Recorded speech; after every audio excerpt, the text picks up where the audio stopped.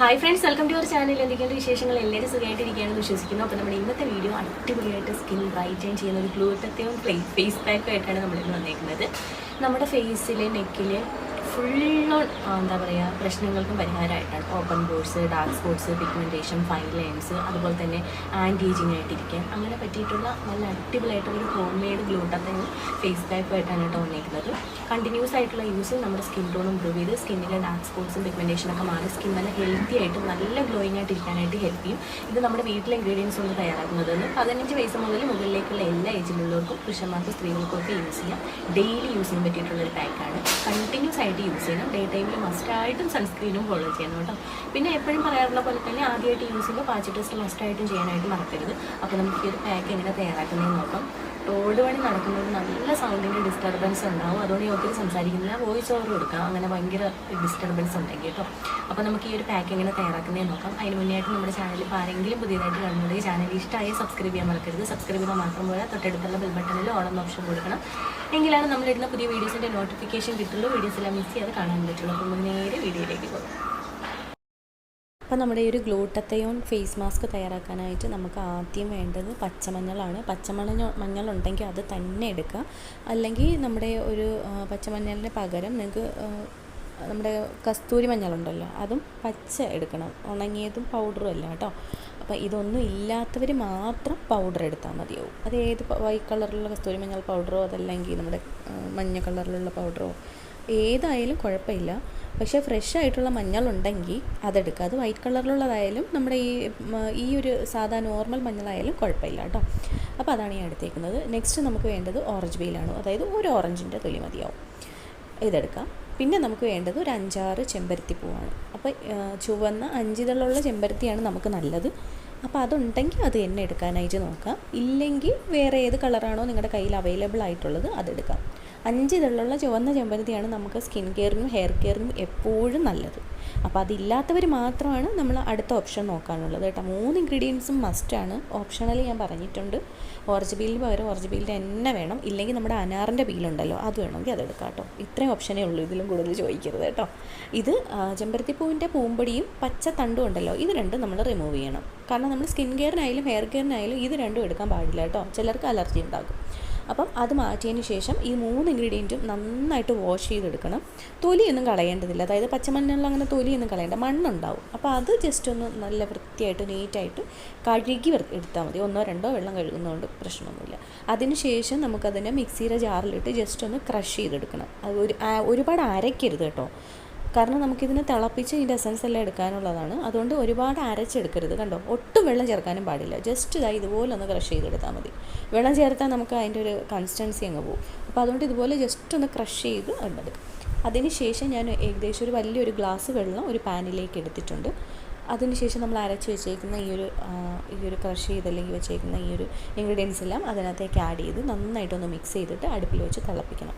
അടുപ്പിൽ വെച്ച് തിളപ്പിച്ച് നമ്മൾ 1 ഗ്ലാസ്സാണ് വെച്ചെങ്കിൽ അതിനെ 1/2 ഗ്ലാസ്സാക്കി മാറ്റുക. 2 ഗ്ലാസ്സാണ് വെച്ചെങ്കിൽ 1 ഗ്ലാസ്സാക്കി മാറ്റുക. അപ്പോൾ ഇത്രയും ക്വാണ്ടിറ്റിക്ക് 2 ഗ്ലാസ് വെള്ളം ചേർക്കുന്നതുകൊണ്ട് പ്രശ്നമൊന്നുമില്ല. വറ്റിച്ച് നമുക്ക് 1 ഗ്ലാസ് ആക്കി എടുക്കാം കേട്ടോ. 2 ഗ്ലാസ്സാണ് വെക്കുന്നെങ്കിൽ ഞാൻ ഒരു വലിയ ഗ്ലാസ്സിലെ വെള്ളമാണ് എടുത്തേക്കുന്നത്. നന്നായിട്ട് തിളപ്പിച്ച് കൊടുക്കുക.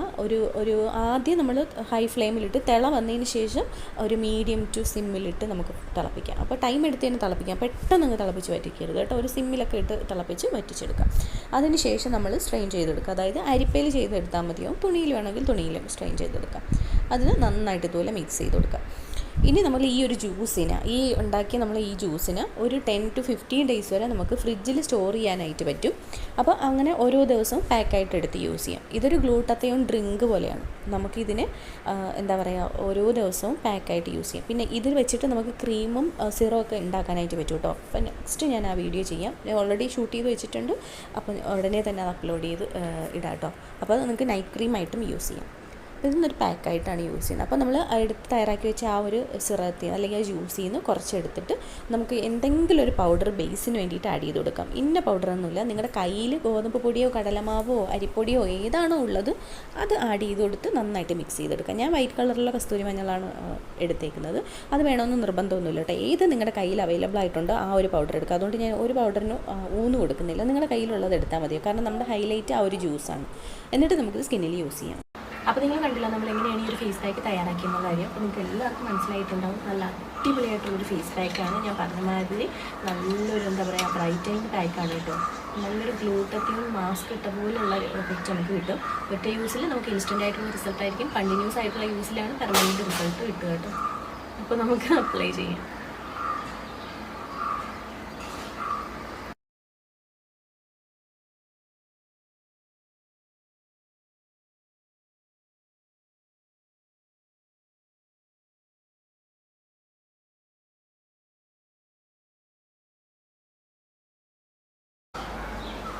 അപ്പോൾ ഞാൻ ഫേസിലും അതുപോലെ തന്നെ നെക്കിലും അപ്ലൈ ചെയ്തിട്ടുണ്ട്. ഇനി നമ്മൾ സാധാരണ വെയിറ്റ് ചെയ്യുന്ന പോലെ 20 മിനിറ്റ് വെയിറ്റ് ചെയ്യാം. അതിനുശേഷം വേണം വാഷ് ഓഫ് ചെയ്യാനായിട്ട്. അപ്പോൾ നമുക്ക് 20 മിനിറ്റ് വെയിറ്റ് ചെയ്തിട്ട്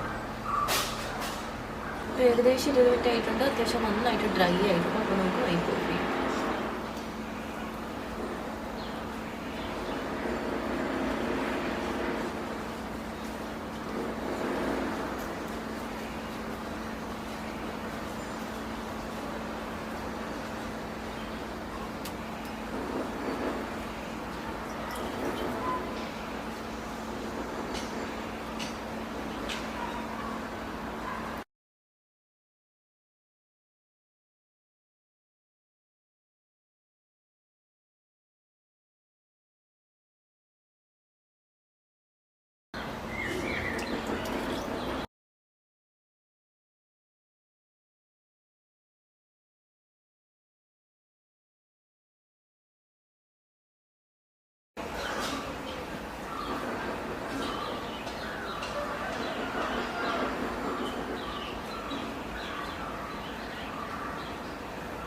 അപ്പോൾ നിങ്ങൾക്ക് കാണുമ്പോൾ തന്നെ അറിയാം നമ്മുടെ സ്കിൻ ഭയങ്കരമായിട്ട് ഇൻസ്റ്റൻ്റ് ആയിട്ടും ബ്രൈറ്റൻ ആയിട്ടുണ്ട്. ഭയങ്കരമായിട്ട് ഇങ്ങനെ സോഫ്റ്റ് ആവും. നല്ല സ്മൂത്ത് ആൻഡ് സപ്പിൾ ആവുന്നത് അറിയാൻ പറ്റും. കണ്ടിന്യൂസ് ആയിട്ടുള്ള യൂസ് അടിപൊളി റിസൾട്ട് കിട്ടും. എല്ലാവരും ഒന്ന് ട്രൈ ചെയ്യാൻ നോക്കാം. എന്നിട്ട് ഫീഡ്ബാക്ക് അറിയിക്കുക. അപ്പോൾ നമുക്ക് പുതിയ വീഡിയോയിൽ കാണാൻ